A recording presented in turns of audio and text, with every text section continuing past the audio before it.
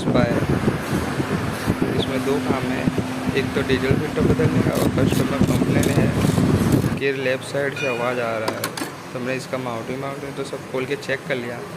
बाद में जब डीजल फिल्टर बदल रहे थे तब ध्यान दिया कि इसमें किसी ने पहले काम किया हुआ है, तो किसी ने अंदर स्मॉल कनेक्शन अंदर ही रख छोड़ा है, तो निकाला नहीं है। देखो ये इसका आवाज़ था।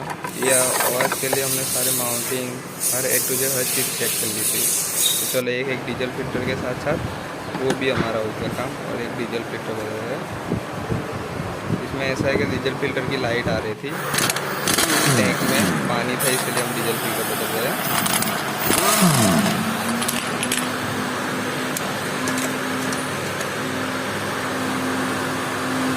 पुराना वाला एक तो 3 स्क्रू खोलने पड़ते हैं, बाद में बॉडी में तो अलग होता है।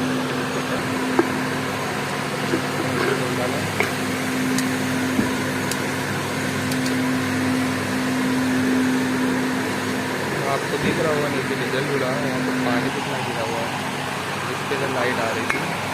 और मैं डीजल फिल्टर नया डाल दिया।